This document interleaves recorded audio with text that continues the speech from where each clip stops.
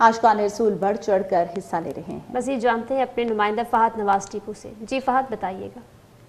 जी निसार, तेरी चहल पहल पे हज़ारों ईद रबीउल अव्वल सिवाय इबलीस के सभी तो इस जहान में खुशियाँ मना रहे हैं। जी बिल्कुल, मुल्क भर की तरह शकरर में भी 12 रबीउल अव्वल का दिन जूं करीब आ रहा है तो शकरर के शहरियों की बड़ी तादाद ने मुख्तलिफ स्टॉल्स का रुख कर लिया है, जहाँ से वो बैजेज़, झंडे और झंडियाँ ख़रीदने में मसरूफ़ दिखाई दे रहे हैं। जो गलियाँ मोहल्ले हैं वो भी सजा दिए गए हैं, बच्चे भी यहाँ पर काफ़ी पुरजोश हैं। यहाँ पर मेरे साथ शहरी मौजूद हैं, उनसे जानेंगे कि वो 12 रबीउल अव्वल के हवाले से क्या कहना चाहते हैं। हर साल की तरह इस साल भी हम सभी लोग, बल्कि तमाम मुसलमान जो हैं वो अक़ीदत एहतराम के साथ नबी आखिर ज़मां हज़रत मोहम्मद मुस्तफ़ा सल्लल्लाहु अलैहि वसल्लम का विलादत बासादत बड़े जोश व खरोश अक़ीदत एहतराम के साथ मना रहे हैं। हर साल की तरह इस साल भी हम लोग अल्हम्दुलिल्लाह अपने घर में 12 रोज़ा महफ़िल रसूल मकबूल सल्लल्लाहु अलैहि वसल्लम मना रहे हैं और लाइटिंग भी की है, झंडियाँ भी लगाई हैं, झंडे भी लगा रहे हैं। बच्चे अपने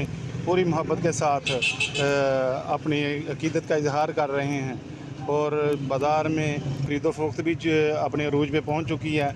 तो मेरा भी तमाम अहले इस्लाम को यही पैगाम है कि ये दिन जो मिला है हमें, इस दिन के सदक़े सारी ईदें मिली हैं, सारे जहान की खुशियाँ जो हैं इसी दिन के सदक़े मिली। तो हम अपने आका अलैहिस्सलाम की हयात तय्यबा के मुताबिक हमें चाहिए कि अपनी ज़िंदगी को संवारें और अपनी आखिरत को भी बेहतर करें। जी बिल्कुल, यहाँ पर आपने शहरी की बात सुनी, उनका यही कहना है कि जो हमें हर ईद जो है वो इसी ईद के सदक़े मिली है, तो हमें सब मुसलमान को चाहिए कि हम जो है वो आका सल्लल्लाहु अलैहि वसल्लम की जो उनकी ज़िंदगी के मुताबिक अपनी ज़िंदगी भी गुजारें। जी।